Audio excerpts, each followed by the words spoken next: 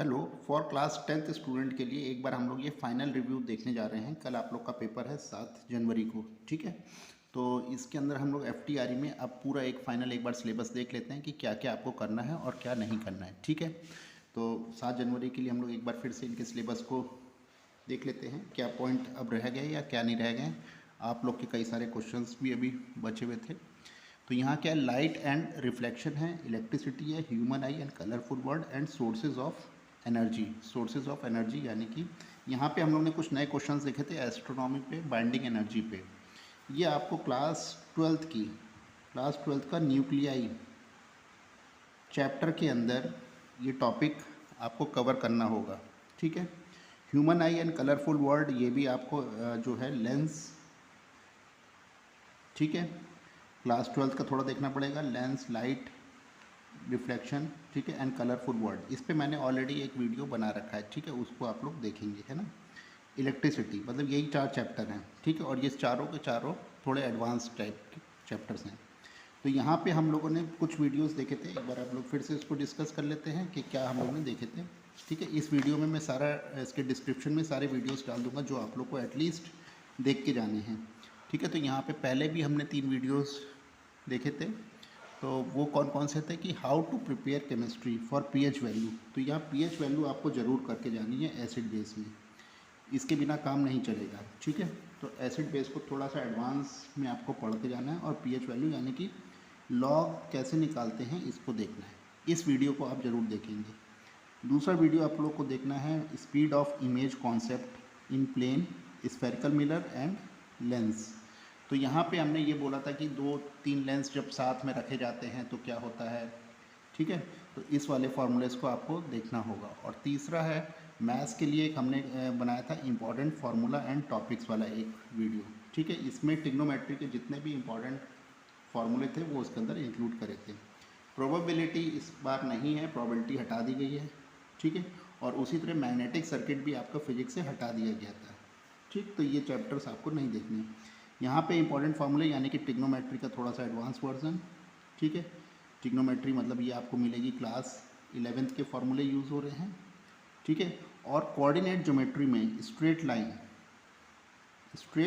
Line के आपको जो है फार्मूले देख के जाने हैं कोऑर्डिनेट ज्योमेट्री में। ये भी मैंने इस वीडियो के अंदर ऑलरेडी इंक्लूड कर रखा है। तो ये 2 क्वेश्चंस तो आपको बिल्कुल देख के ही जाना है, इसके बिना काम नहीं चलेगा। स्पीड ऑफ लाइट ये मैंने बना दिया था, है ना।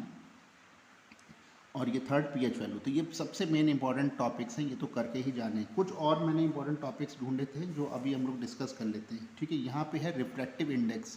इसमें आप लोग को सबसे ज़्यादा प्रॉब्लम थी रिफ्रैक्टिव इंडेक्स में, ठीक है।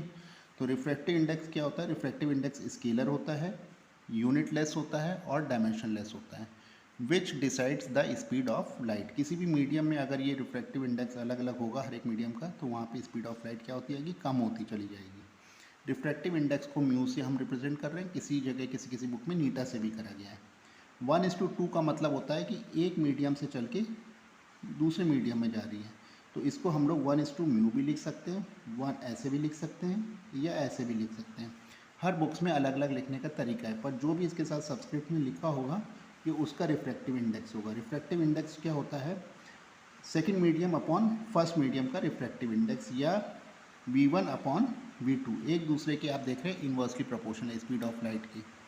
जैसे जैसे रिफ्रैक्टिव इंडेक्स बढ़ेगा तो स्पीड ऑफ लाइट कम होगी, मतलब एक दूसरे के क्या है, इन्वर्सली प्रोपोर्शनल। अगर एक बढ़ रहा है तो दूसरा कम हो रहा है। यहाँ पे हम लोग देख रहे थे स्नेल्स लॉ से रिफ्रैक्टिव इंडेक्स एंगल के भी इन्वर्सली प्रोपोर्शनल है, sin I upon sin R, ठीक है। ये 2 का रिफ्रैक्टिव इंडेक्स है तो ये 1 का इंसिडेंट एंगल है, ठीक। सेम एज इट इज़ हमने एक और फार्मूला देखा था, refractive index μ2 upon μ1 is equal to λ1 upon λ2। ये अब एक नया फार्मूला है कॉचीज लॉ से अगर हम लोग देखते हैं, ठीक है। तो ये एक नया है न्यू, तो इस पे बेस्ड क्वेश्चन आ रहे हैं, ठीक है। यानी कि रिफ्रैक्टिव इंडेक्स वेवलेंथ पे डिपेंड करता है और इन्वर्सली डिपेंड करता है। अब वेवलेंथ हमें पता होनी चाहिए किस कलर में क्या क्या होती है वेवलेंथ, ठीक है। तो ये कॉन्सेप्ट आपको अच्छे से एकदम आना चाहिए। तो ये वाले पे बेस्ड मुझे लगता है कि क्वेश्चन आएगा ही आएगा, पिछली बार भी आया था, ये हमेशा आएगा, ठीक है। Refractive index depends on medium. ठीक है, आइदर इंसिडेंट और रिफ्रैक्टिव, ये तो पता ही है। रिफ्रैक्टिव इंडेक्स कलर या वेवलेंथ पे भी डिपेंड करता है। ठीक, ये सबसे इम्पॉर्टेंट टॉपिक है। रिफ्रैक्टिव इंडेक्स जो होता है अगर रेड का, वो हमेशा कम होता है वॉयलेट कलर से। तो जाहिर सी बात है कि इसकी जो वेवलेंथ होगी रेड की वो ज़्यादा होगी वॉयलेट से। तो स्कैटरिंग में भी हम लोग यही देखते हैं जो हम लोग ने पढ़ा था कि सुबह के टाइम पे सूरज हमें लाल नज़र आता है और दोपहर और आसमान नीला हो जाता है। क्यों? क्योंकि वॉयलेट कलर सबसे ज़्यादा स्कैटर्ड हो जाता है। ठीक है, और रेड कलर स्कैटर्ड नहीं होता है तो उसकी वेवलेंथ ज़्यादा होती है और वो हमारी आंखों तक पहुंच जाती है। तो इसलिए हमको मॉर्निंग के टाइम पे सूरज हमेशा रेड नज़र आएगा, सन। ठीक है, टेम्परेचर का भी इफ़ेक्ट पड़ेगा, ये एक इम्पॉर्टेंट पॉइंट है। जैसे जैसे टेम्परेचर इंक्रीज़ होगा रिफ्रैक्टिव इंडेक्स डिक्रीज़ होता जाएगा। ठीक है, इसको आप ध्यान में रखेंगे। फिर आप इसमें एक इम्पॉर्टेंट पॉइंट है रिवर्सिबिलिटी। ठीक है, एक का रिफ्रैक्टिव इंडेक्स जब एक से दूसरे में जा रहे हैं तो 1 अपॉन दूसरे से 1 में जो रिफ्रैक्टिव इंडेक्स होता है ये, तो ये इन्वर्स होता है। रिफ्रैक्टिव इंडेक्स जितने भी मीडियम से पास होता चला जाए और फिर से वापस अपने मीडियम में आ जाए तो सबका मल्टीप्लिकेशन हमेशा 1 ही होगा। ठीक है, क्योंकि ये अगर हमारी एयर में है लाइट और ये वापस फिर से एयर में आ गई है तो ये लाइन और ये लाइन हमेशा क्या होंगी? पैरेलल होंगी। ठीक है, तो इनमें कोई भी डिफ्लेक्शन नहीं होगा। तो ये दोनों एकदम 0 डिग्री पे एंगल बनाएंगे, बिल्कुल एकदम पैरेलल हैं एक दूसरे से। तो हमेशा क्या होगा? रिफ्रैक्टिव इंडेक्स इनका मल्टीप्लिकेशन 1 आएगा। इस चीज़ को देखेंगे। ठीक है, ये तो आप लोगों ने ऑलरेडी 10th में देख रखा है। अब सबसे इम्पॉर्टेंट पॉइंट है, कुछ हम यहाँ पे बहुत इम्पॉर्टेंट टॉपिक डिस्कस कर रहे हैं, ये आप ज़रूर देख के जाइएगा। Real and apparent depth. ठीक है, मान लीजिए हम पानी के अंदर हैं, एक फिश पानी के अंदर है और एक आदमी बाहर है। अब व्हेन ऑब्जेक्ट मतलब फिश क्या होगी? ऑब्जेक्ट, एंड डेंसर मीडियम में कहाँ है? मतलब वाटर के अंदर है। And observer in the rare medium, मतलब कोई आदमी है जो कहाँ है? बाहर एयर में है। ठीक है, और एयर से क्या कर रहा है? वो इस फिश को देख रहा है। अब एक आदमी जो है इस फिश को देख रहा है। अगर कोई आदमी बाहर खड़ा है और पानी के अंदर मछली को देख रहा है तो उसको मछली कहाँ नज़र आएगी? तो ये हम लोग ने अभी तक क्लास 10th के कॉन्सेप्ट पढ़ा था कि फ़िश हमें थोड़ा सा ऊपर नज़र आएगी, जहाँ पे भी फ़िश होगी उससे थोड़ा ऊपर नज़र आएगी। ठीक है, तो अब इसका फॉर्मूले को हम लोग देख लेते हैं कि ये फार्मूला कैसे डिराइव करा गया है। तो ये इसको हमने बोला है एपरेंट डेप्थ, जहाँ उसको नज़र आ रही है इमेज, और एच इज़ एक्चुअल यानी कि रियल डेप्थ। तो refractive index is equal to real depth upon apparent depth, h upon h dash होता है। यहाँ पे एच हमेशा ज़्यादा होगा एच डैश से। ठीक है, अब आता है कि ये कितना ऊपर नज़र आएगी, ये शिफ्ट कितनी है? तो शिफ्ट है मछली हमें कितना ऊपर नज़र आएगी? एच माइनस एच डैश, यानी कि दोनों का डिफरेंस। ठीक है, तो ये हो जाएगा H minus H upon mu. तो अब हम इस पर कुछ एक न्यूमेरिकल करके देख लेते हैं तो उससे पता चल जाएगा। एक मछली है जो एच हाइट का पॉन्ड है गहरा, और एच हाइट की ऊंचाई पे एक आदमी खड़ा है। मछली है h/2 की हाइट पे। अब आदमी इस मछली को देखना चाह रहा है तो वो मछली उसे कहाँ नज़र आएगी? फाइंड द एपरेंट डेप्थ, मतलब फिश अब कितनी डेप्थ पे नज़र आ रही है? तो h dash is equal to h upon mu. ठीक है, तो ये हो जाएगा h dash is equal to h/2, यहाँ अब डेप्थ कितनी है? h/2 अपॉन म्यू, ये हो जाएगा। अब अगर पूछा जाए find the distance from man and image of the fish, अब आदमी और फिश के बीच डिस्टेंस कितनी हो जाएगी? ठीक है, तो फिश और आदमी के बीच हम डिस्टेंस कितनी देख रहे हैं? ये तो यहाँ से यहाँ तक तो मैन की डिस्टेंस हो गई पानी तक h, और एच डैश कितनी हो गई? जितना अब ये मछली हमको इमेज जो नज़र आएगी मछली की, क्योंकि एक्चुअल तो नज़र नहीं आ रही है, इमेज नज़र आ रही है एच डैश, तो एच डैश की हमने वैल्यू रख दी। तो ये हो गया हमारा, ठीक है, h प्लस एच डैश हमारा फाइनल आंसर हो गया h 1 + 1/2 म्यू। ठीक है, यहाँ तक समझ में आया? तो मछली हमें कितना ऊपर नज़र आ रही है और मछली से हमारी डिस्टेंस कितनी है। तो इस क्वेश्चन को थोड़ा ध्यान से आप लोग पढ़ेंगे। अब इसमें 4 केस बनेंगे। दूसरा केस जो सबसे इम्पॉर्टेंट है, अगर हम लोग यहाँ पे अगर हम लोग देखें तो अगर तालाब के नीचे, पॉन्ड के नीचे हम एक मिरर रख दें, अब आदमी जो है इस फिश को देखना चाह रहा है, लेकिन अब अभी यहाँ पे नहीं देख रहा है, अब वो कहाँ पे देख रहा है? मिरर के अंदर अब इसकी इमेज देखना चाह रहा है। तो ये इसको कहाँ नज़र आएगी, मिरर के अंदर अब मछली कहाँ नज़र आएगी। तो ये बहुत ही ज़्यादा इम्पॉर्टेंट पॉइंट होगा, इसको ध्यान देंगे। तो यहाँ पे होगा क्या, एक्चुअल में जब ये आदमी इसको देखेगा तो मछली की जो इमेज होगी वो थोड़ी सी ऊपर होगी, यानी कि h/2μ जो अभी हमने पहले निकाला था। अब उसी रेशो में हमारा जो मिरर है, मिरर भी थोड़ा सा ऊपर हो जाएगा, h/2μ, ठीक है, क्योंकि डेंसर मीडियम है। अब मछली अगर h/2μ ऊपर है तो मछली की इमेज भी प्लेन मिरर में h/2μ पीछे बनेगी। अब आदमी से हमारी फिश की डिस्टेंस पूछी गई है कि कितनी होगी, तो आदमी की पानी तक की डिस्टेंस h, फिर h/2μ हमारी ये जो इमेज है फिश की वो, फिर फिश की इमेज से, ये हमारी फिश इमेज है फिश की, फिर इमेज ऑफ फिश से मिरर तक की डिस्टेंस है, फिर मिरर के अंदर फिश की इमेज की, ये क्या है, इनसाइड मिरर, ठीक है। तो कितना हो जाएगा, h/2μ plus h/2μ plus h/2μ, ठीक है। अब इन तीनों को अगर हम सम कर दें चारों पॉइंट को, तो जो भी आंसर आ जाएगा वही हमारा फाइनल आंसर होगा। तो हर एक बुक के अंदर अलग अलग दिया गया, किसी में स्मॉल h दिया गया, किसी में अगर कैपिटल H दिया गया, अगर स्मॉल h दिया जाएगा तो स्मॉल h करके h कॉमन आ जाएगा, 1 + 3/2μ हो जाएगा, ठीक है। तो हर एक बुक में अलग अलग ऑप्शंस होंगे, लेकिन उससे हमें मतलब नहीं, कॉन्सेप्ट आप समझिएगा। मिरर के अंदर अगर हम लोग देख रहे हैं तो क्या हो जाएगा, ठीक, पॉइंट क्लियर है। तो जब कभी भी हम रेयर एयर से खड़े होके पानी के अंदर जब देखेंगे तो मछली हमेशा थोड़ी सी ऊपर नज़र आएगी, ठीक, पॉइंट क्लियर है। अब हम इसी का ही रिवर्स केस देखें। अब मछली जो है वो आदमी को देखना चाह रही है, ठीक है, मछली कहाँ है, पानी के अंदर डेंसर मीडियम में। अब वो आदमी को देखना चाह रही है, तो होगा क्या, आदमी है पानी से h हाइट ऊपर, और ये क्या है, ये उस आदमी की इमेज है, और ये क्या है, दिस इज मैन। तो अब जब मछली देखेगी पानी में, तो मछली को वो आदमी थोड़ा सा अपनी हाइट से और ऊपर नज़र आएगा, ठीक है। जैसे आदमी को मछली ऊपर नज़र आ रही थी, उसी तरह जब मछली जब आदमी को देखेगी तो अपनी जगह से थोड़ा सा और ऊपर नज़र आएगा। ये होगा d डिस्टेंस का इनका डिस्प्लेसमेंट हो जाएगा, ठीक है। अभी मछली है पानी की हाइट, कितना हाइट नीचे, h/2 हाइट नीचे, आदमी है h हाइट ऊपर, ठीक है। फॉर दिस यहाँ पे रिफ्रैक्टिव इंडेक्स हो जाएगा h'/h, उल्टा हो जाएगा, apparent depth upon real depth. इस चीज़ को ध्यान रखिएगा, ये बहुत ही इंपॉर्टेंट फार्मूला है। पानी के अंदर से जब देखेंगे तो यहाँ पे उल्टा हो गया, apparent depth upon real depth, ठीक है। यहाँ पे h कम हो जाएगा h' से, डिस्टेंस क्या हो जाएगी, h' माइनस h, ठीक है। अब इसी एक क्वेश्चन करके देखते हैं। एक मछली है पानी के अंदर, कितनी हाइट पे है, h/2 हाइट पे, ठीक है, पानी के अंदर सरफेस से डेप्थ पे। अब वो इमेज ऑफ मैन को देख रही है, इनके बीच कितनी डिस्टेंस होगी, इमेज ऑफ मैन और फिश के बीच कितनी डिस्टेंस होगी। तो पहले तो मछली की डिस्टेंस h/2 हो जाएगी।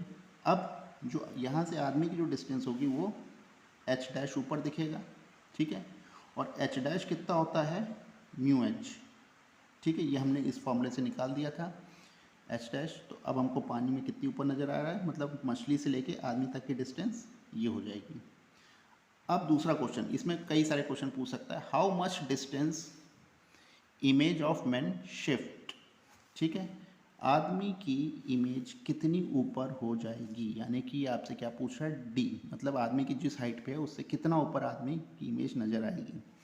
तो ये जो शिफ्ट हुआ है ये हुआ है h' माइनस h, ठीक है। तो ये शिफ्ट क्या है, शिफ्ट है h', मतलब जितनी हाइट पे नज़र आ रहा है ये ज़्यादा होगी, फिर उसमें हम इसको माइनस कर देंगे, तो ये कितना है, μh माइनस h। पानी के अंदर h/μ हो जाता है, यहाँ पे μh हो रहा है जब ये रेयर में, तो इस चीज़ पे बहुत ज़्यादा ध्यान देंगे, ठीक है, बहुत ही इंपॉर्टेंट है, इस पे बेस्ड क्वेश्चन हो सकते हैं। फाइंड एपरेंट डेप्थ, अब पूछ रहा है कि कितनी एपरेंट डेप्थ होगी, तो किसी भी तरीके से आपसे पूछ सकता है, इन दोनों के बीच डिस्टेंस पूछ सकता है, शिफ्ट पूछ सकता है, या एपरेंट डेप्थ h' भी पूछ सकता है। तो h' क्या है, μh है, पॉइंट क्लियर है। अब इसी का ही थोड़ा सा और टिपिकल क्वेश्चन पे जाते हैं, टफ। अब इसी का ही टिपिकल क्वेश्चन क्या है, ये हमने ले लिया है, एक पॉन्ड है, अब पॉन्ड के नीचे मैंने एक मिरर रख दिया है, ठीक है, और मछली है h/2 पे, आदमी है h हाइट ऊपर, ठीक। अब मछली पहले आदमी को देख रही थी डायरेक्ट, अब मछली आदमी को इधर से नहीं देख रही है, अब मछली शीशे के अंदर देख रही है आदमी की इमेज, और अब बतानी है मछली से लेके उस आदमी तक की डिस्टेंस क्या होगी। ठीक है, तो पहले हम देखते हैं कि हमारा आदमी ऊपर कितना है, तो ये तो एच हाइट ऊपर होगा प्लस इसकी जो इमेज होगी वो mu h is equal to h dash होगी, मतलब यहाँ से लेके सरफेस से लेके आदमी की इमेज की हाइट कितनी हो जाएगी, एच डैश यानी कि म्यू एच।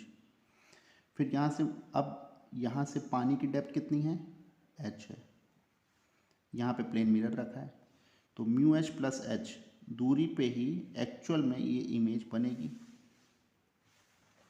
बन रही है इमेज बिल्कुल उतनी ही डिस्टेंस पे जितनी ये है उतनी डिस्टेंस पे ये बन गई। यहाँ तक बना लिया। अब आपको बताना है distance between fish to image of man, तो h/2 की तो ये मछली हो गई हाइट, ठीक है, और इतनी जितनी हमारी ये डेप्थ जितना हम देख रहे थे मिरर में जितनी दूर बन रहा है उतनी दूर और बन जाएगा, तो h/2 mu H plus H यानी कि h इज इक्वल टू 3/2, ठीक है, प्लस म्यू, ये इतना और हो जाएगा।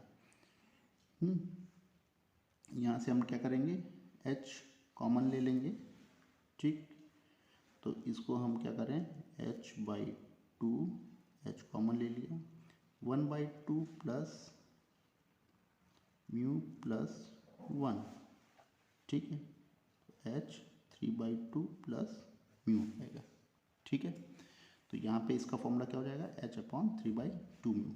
तो ये चार कॉन्सेप्ट आपको हर हालत में याद रखने हैं, ठीक। अब सबसे इम्पॉर्टेंट जो इसके अंदर टॉपिक कवर करना रह गया था वो था टोटल इंटरनल रिफ्लेक्शन। ये बहुत ही ज़्यादा मोस्ट इम्पॉर्टेंट है कल के पेपर के लिए। एक्चुअल में होता क्या है, जब हम डेंसर से वाटर से बाहर की दुनिया को जब देखते हैं तो उसमें टोटल इंटरनल रिफ्लेक्शन होता है। टोटल इंटरनल रिफ्लेक्शन रेयर से डेंसर में नहीं देखा जाता, केवल हमेशा डेंसर से रेयर में देखा जाता है। जब आप पानी के पूल के अंदर खड़े हो जाएंगे और बाहर की दुनिया को देखेंगे तो इसमें तीन कॉन्सेप्ट होते हैं। अगर हम देखते हैं तो बाहर की दुनिया में हम बाहर की दुनिया देख सकते हैं। अगर हम किसी ऐसे एंगल पे देखेंगे तो लाइट क्या होगी, सरफेस पे फ्लो करने लगी। हम क्या जानते हैं कि जो कोई भी अगर डेंसर से होता है तो रेयर में लाइट दूर हो जाती है, जब एंगल और बढ़ाएंगे तो बिल्कुल सरफेस पे ही फ्लो करने लगेगी और ज़्यादा बढ़ जाएगी, यानी कि 90 डिग्री मुड़ जाएगी। और साइन 90 कितना होता है 1, ठीक है, तो क्या हो जाएगा रिफ्रैक्टिव इंडेक्स, यहाँ पे अगर हम लोग देखेंगे तो refractive index is sine 90 upon sine C, तो साइन 90 की वैल्यू हो जाती है 1, तो 1 अपॉन साइन सी फार्मूला हो जाता है, ठीक है। जब एंगल और ज़्यादा बढ़ जाएगा तो ये रे बाहर ही नहीं निकल पाती और ये रे पानी के अंदर ही आ जाती है, तो यानी कि जब बाहर ही नहीं जाएगी तो हम बाहर की दुनिया नहीं देख पाएंगे। तो आप कहाँ तक की बाहर की दुनिया देख सकते हैं, केवल क्रिटिकल एंगल तक ही देख सकते हैं, तो mu is equal to 1 upon sine C होता है, ठीक है। तो इसमें क्या होता है, हीरे के अंदर जब लाइट अंदर चली जाती है तो बाहर नहीं निकल पाती और इसी के अंदर ही गोल गोल घूमती रहती है। तो यहाँ पे क्या होता है, हीरा पहले से ज़्यादा चमकदार नज़र आने लगता है because of total internal reflection. वो इसी कारण होता है कि ये एंगल अगर क्रिटिकल एंगल अगर उसके रिफ्रैक्टिव इंडेक्स के कारण इनके इन्वर्सली प्रोपोर्शनल होता है, अगर इस एंगल से ज़्यादा हो जाए क्रिटिकल एंगल से तो लाइट उससे बाहर नहीं निकल पाएगी और उसी के अंदर ही रह जाएगी, ठीक है। तो अब आता है कि क्रिटिकल एंगल डिपेंड किस चीज़ पे करता है, तो क्रिटिकल एंगल हमारा वेवलेंथ पे डिपेंड करता है। ये बहुत important point, critical angle directly proportional है और 1 अपॉन रिफ्रैक्टिव इंडेक्स के। वेवलेंथ हम क्या जानते हैं, फिर से रेड की ज़्यादा होती है और वेवलेंथ वॉयलेट की कम होती है। ये पॉइंट हमेशा एकदम याद रखेंगे। तो क्रिटिकल एंगल जो रेड का होगा वो ज़्यादा होगा, क्रिटिकल एंगल वॉयलेट का कम होगा, ठीक है। तो क्रिटिकल एंगल क्या होता है 1 अपॉन म्यू, अभी हम लोगों ने प्रूफ करा था। Lambda 2 upon lambda 1 is equal to V2 upon V1, ठीक है। अब आता है फील्ड ऑफ विज़न, ये इंपॉर्टेंट पॉइंट है। जब मछली होती है और पानी के बाहर देखना चाह रही है तो मछली को एक्चुअल में पूरे पानी से बाहर नज़र नहीं आता, बल्कि उसको एक कुछ लिमिट तक ही नज़र आता है और वो ऐसा कोन जैसी शेप बनाती है और इतनी ही दुनिया को वो केवल बाहर से देख सकती है और इसके अलावा वो पानी के बाहर नहीं देख सकती। क्यों? क्योंकि जब वो इसके जब एंगल बढ़ता जाएगा तो यहाँ से लाइट इसकी सरफेस पे ही फ्लो होने लगेगी, यानी कि बाहर की दुनिया का कुछ भी चीज़ इमेज उसकी आंखों पे वापस नहीं आएगी। तो इसका मतलब क्या हो गया, ये बाहर की दुनिया यहाँ से देखना बंद कर देगी, और जब क्रिटिकल एंगल से ज़्यादा हो जाएगा तो वो लाइट फिर से वापस पानी के अंदर आ जाएगी। तो अब इसको इसके बाहर का जो विज़न है कुछ भी नज़र नहीं आएगा, ठीक है। तो इसको विजन कितना नज़र आ रहा है, एक ऐसे कोन जैसी शेप का, ठीक है, यहाँ तक समझ में आ रहा है। अब इस कोन को हमने देखता है ये एक राइट एंगल ट्रायंगल नज़र आ रहा है, ये इसकी आर है और ये इसकी डेप्थ एच है। ये बहुत ही मोस्ट इम्पॉर्टेंट फार्मूला है जिसको आपको देखना है। यहाँ पे क्या है कि ये हमने एक राइट ट्रायंगल बन गया, राइट एंगल ट्रायंगल, ये एच है, ये आर है, ये एच है। अगर ये एंगल सी है क्रिटिकल एंगल, तो ये एंगल भी क्रिटिकल एंगल सी होगा। तो R is equal to H tan C होगा। पॉइंट क्लियर है। टेन सी क्या होता है, perpendicular upon base, perpendicular R है, बेस हमारा एच है। टेन को हम लिख सकते हैं साइन अपॉन कॉस, ठीक है, और कॉस को हम लिख सकते हैं under root one minus sine square C, और साइन सी क्या होता है वन अपॉन म्यू। तो आर क्या होगा, H upon mu under root one minus one upon mu square. तो आर का जो फॉर्मूला हो जाएगा, रेडियस कितनी दूर तक का ये देख सकती है रेडियस, तो ये हो जाएगा H upon mu square minus one. ये बहुत मोस्ट इम्पॉर्टेंट फार्मूला है, इसको आप देख के जाएंगे, R is equal to H tan C. तो मछली जो है एक पर्टिकुलर रीजन तक, मतलब एक यही रीजन एक एरिया है, आप इसका एरिया भी निकाल सकते हैं, बस इतना ही एरिया को दुनिया से बाहर देख सकती है। अगर आप भी पानी के अंदर चले जाएंगे तो आप अगर बाहर देखना शुरू करेंगे आसमान को, तो आपको पूरा नज़र नहीं आएगा, बल्कि एक छोटा सा एरिया जो है वो नज़र आएगा। आप इधर से अगर देखने की कोशिश करेंगे तो आपको पानी से बाहर कुछ भी नज़र नहीं आएगा, आपका विज़न जो है एक लिमिटेड हो जाएगा।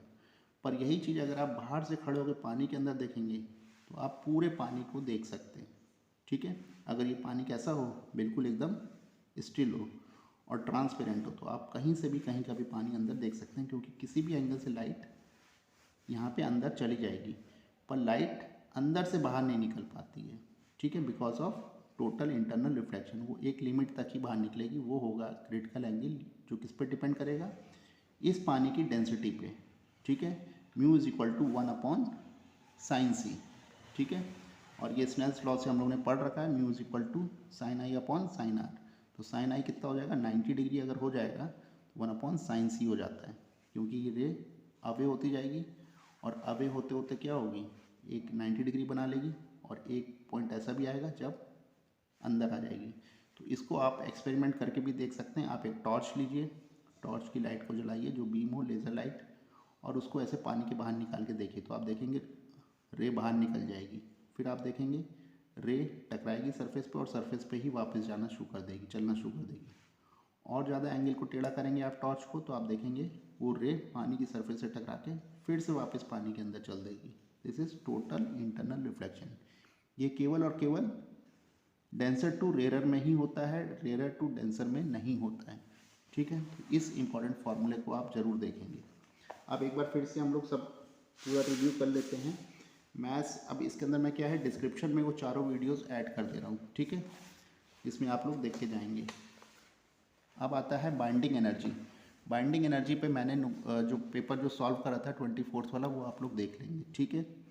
ह्यूमन आई कलरफुल वर्ल्ड, ये आप लोगों ने देख रखा है। इलेक्ट्रिसिटी के मैंने कॉन्सेप्ट पेपर 2 में काफ़ी हद तक आपको बता दिए हैं, ठीक, वो आपको देख के जाने हैं। अमीटर वोल्ट मीटर के कनेक्शंस देख के जाने हैं, ठीक। तो ये हमने पुराने वीडियो में डाल रखा है। लाइट लेंस आपने देख लिया है, तो ये फिजिक्स पार्ट ख़त्म। रियल और पॉलिनोमियल वैल्यूज़, ये आप लोग को जो हम लोग ने सोल्यूशन कर रहे हैं वही कॉन्सेप्ट मेरे ख्याल से बहुत हैं। एप्टीट्यूड के लिए क्या करना है, एप्टीट्यूड के लिए मुझे लगता है कि बस केवल और केवल आप पिछले 1-2 साल के जितने भी एप्टीट्यूड पेपर्स हैं, अगर उनको देख भी लीजिए, कोई एक्स्ट्रा किताब देखने की ज़रूरत मुझे नहीं लग रही है। मुश्किल से मुझे लगता है कि क्लास 11th का भी अगर आप एप्टीट्यूड देख लेंगे तो भी वही है जो क्लास 10th का है, और क्लास 9th का भी एप्टीट्यूड ऑलमोस्ट सेम है। 9th 10th 11th का एप्टीट्यूड भी अगर आपने देख लिया तो आप देखेंगे आपको एक पैटर्न ही नज़र आ जाएगा बिल्कुल क्लियर कि किस तरीके के क्वेश्चंस आ रहे हैं, ठीक है। पुराने बिग बैंग के देख लीजिए, पुराने लास्ट ईयर के देख लीजिए। एप्टीट्यूड में कोई प्रॉब्लम नहीं है, एप्टीट्यूड आपको किसी अदर बुक से देखने की ज़रूरत नहीं है, क्योंकि इन्हीं के ही पेपर इतने सारे हो गए। अगर आपने उतना भी कर लिया तो मेरे ख्याल से एप्टीट्यूड आपका आराम से हो जाएगा, ठीक है। केमिस्ट्री में डेफिनेटली केमिस्ट्री पार्ट थोड़ा सा बहुत ज़्यादा टफ है, ठीक है। एसिड बेस में पीएच वैल्यू करके जाएंगे। मेटल्स नॉन मेटल्स के लिए थोड़ा सा आपको पीरियोडिक टेबल की तरफ जाना पड़ेगा, पीरियोडिक टेबल क्लास 10th के सिलेबस से हटा है तो पीरियोडिक टेबल, लेकिन थोड़ा सा आप 3-4 पॉइंट्स उसके देख लेंगे। Carbon and its compound, carbon and its compound जो है इसमें थोड़ा सा नॉमेनक्लेचर आप मेरे ख्याल से देख लीजिए।